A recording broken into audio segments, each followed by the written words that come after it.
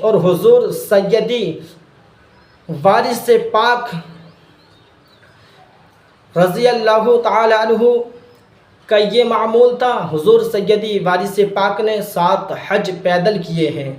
حضور سیدی وارث پاک علیہ رحمت و رضوان، حضور وارث پاک جب 7 حج پیدل کرتے ہیں تو آپ کا یہ معمول تھا، آپ حج کرنے کے لیے گئے پیدل، تو آپ جب آپ دریا کے کنارے پہنچے، سمندر کے کنارے پر جہاز میں بیٹھے، حضور سیدی وارث پاک دیوا کے راجا حضور وارث پاک جب جہاز میں بیٹھتے ہیں، جہاز میں بیٹھنے کے بعد جب جہاز پانی والا کچھ دور تک چلنے کے بعد وہ ڈوبنے لگا دھیرے دھیرے، حضور وارث پاک ایک کونے میں بیٹھ کر کے عبادت کر رہے ہیں، رب تبارک و تعالی کی عبادت اور اس کی ریاضت کر رہے ہیں۔ حضور سیدی وارث پاک عبادت میں لگے ہوئے ہیں۔ جہاز کے کپتان نے کیا کرا، اس نے تمام لوگوں کی دعوت کی، اور وہ دعوت کس وجہ سے کی؟ آقا کریم صلی اللہ تعالی علیہ وسلم کا اس کو خواب میں دیدار ہوا۔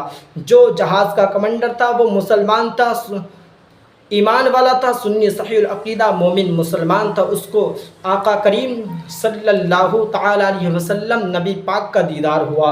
جب دیدار ہوتا ہے میرے مصطفیٰ جان رحمت صلی اللہ تعالی علیہ وسلم کا، تو نبی پاک صلی اللہ تعالی علیہ وسلم نے اس کپتان سے کہا کہ جہاز میں کوئی بھوکا ہے تم اس کی دعوت کرو۔ تو جہاز کے کپتان نے سارے جتنے بھی اس میں لوگ تھے، مسافر تھے، جتنے بھی اس میں سفر کرنے والے تھے، سب کی دعوت کی۔ دعوت کرنے کے بعد سب کو کھلا دیا، لیکن حضور سیدی وارث پاک نہیں آئے کھانے کے لیے۔ حضور سیدی وارث پاک جو ہیں ایک کونے میں بیٹھ کر کے رب تبارک و تعالی کی عبادت کر رہے ہیں، رب تبارک و تعالی کی ریاضت کر رہے ہیں۔ میرے وارث پاک جب رب تبارک و تعالی کی عبادت میں لگے ہوئے ہیں، پھر رات ہو جاتی ہے، جہاز ڈوبنے سے نہیں بچتا ہے، ڈوبتا رہتا ہے دھیرے دھیرے۔ کپتان پھر سو جاتا ہے، جب کپتان سویا تو نبی پاک صلی اللہ تعالی علیہ وسلم کا اس کو پھر دیدار ہوتا ہے، اور نبی پاک صلی اللہ تعالی علیہ وسلم نے ارشاد فرمایا کہ ابھی بھی ایک شخص تمہارے جہاز میں بھوکا ہے، اس کو کھانا کھلاؤ۔ تو نبی پاک صلی اللہ تعالی علیہ وسلم نے جب یہ بات کپتان سے کہی تو اس نے پھر سارے لوگوں کی دعوت کی، پھر کھانا کھلایا۔ دوسرے دن بھی ایسی ہوا کہ وہ جہاز پھر بھی نہیں بچا، ہلکے ہلکے دھیرے دھیرے ڈوبنے لگا۔ نبی پاک صلی اللہ تعالی علیہ وسلم کا تیسرے دن اس کپتان کو دیدار ہوتا ہے۔ جب دیدار ہوتا ہے تو نبی پاک صلی اللہ تعالی علیہ وسلم نے اس کپتان سے پھر کہا کہ ابھی بھی ایک شخص کھانا کھانے سے رہ گیا ہے، اس کو کھانا کھلا دو۔ تو وہ کپتان نے کیا کیا، سب کی دعوت کر دی۔ دعوت کرنے کے بعد اس کپتان نے جو ہے رجسٹر لے کر کے بیٹھا، اور کھانا کھانے کے بعد سب کے نام چڑھانے لگا، نام نوٹ کرنے لگا، کون کون کھانا کھانے کے لیے آیا ہے، کون کون نہیں آیا ہے۔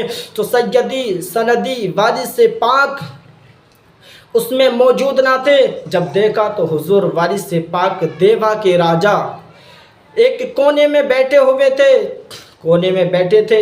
تو حضور وارث پاک سے وہ کپتان کہتا ہے کہ آپ کھانا تناول فرما لیجئے۔ میرے وارث پاک کی بارگاہ میں وہ کھانا لے کر کے گیا، کیونکہ وارث پاک کونے میں رب تبارک و تعالی کی عبادت کر رہے تھے، رب تبارک و تعالی کی ریاضت کر رہے تھے، رب تبارک و تعالی کی بارگاہ میں سجدے کر رہے تھے، نمازوں کی خوب کثرت کر رہے تھے۔ جو آج لوگ یہ کہتے ہیں کہ وارث پاک سیدی وارث پاک نے نماز نہ پڑھی تھی، نماز حضور وارث پاک کی کوئی زندگی کا ایک ایک لمحہ رب کی عبادت میں گزرا ہے۔ وارث پاک جو نماز نہ پڑھے وہ اللہ کا ولی ہو ہی نہیں سکتا۔ حضور سیدی سندی وارث پاک کا ایک ایک لمحہ رب کی عبادت، رب کی ریاضت میں نکلا ہے۔ تو وہ کپتان حضور سیدی سندی وارث پاک کے پاس وہ کھانا لے کر کے جاتا ہے، تو سرکار وارث پاک نے انگلی لگا کر کے اس کو چاٹا اور کہا جاؤ کھانا لے کر کے چلے جاؤ۔ حضور سیدی وارث پاک نے پوری زندگی 85 سال کی عمر تک صرف اور صرف 950 گرام کھانا کھایا تھا۔ حضور وارث پاک نے جب وہ کھانا کھایا تو جہاز اوپر آ گیا۔ یہ سیدی وارث پاک کی کرامات ہے۔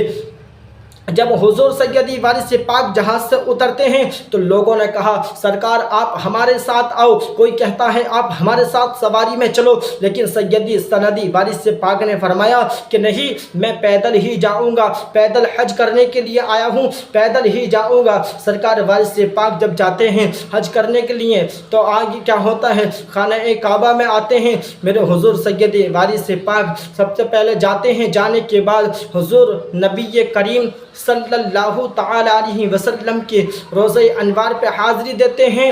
آپ اپنے نانا کی بارگاہ میں جاتے ہیں، مصطفیٰ جان رحمت، شمع بزم ہدایت، نوشہ بزم جنت، کعبے کے بدر الدجا، تم پہ کروڑوں درود، طیبہ کے شمس الضحیٰ، تم پہ کروڑوں درود، اور کوئی غیب کیا تم سے نیہا ہو بھلا، جب نہ خدا ہی چھپا تم پہ کروڑوں درود۔ آقا کریم صلی اللہ تعالی علیہ وسلم کے روزے پر آپ حاضری دیتے ہیں تو نبی پاک صلی اللہ تعالی علیہ وسلم کا گیٹ آپ کے لیے کھل گیا۔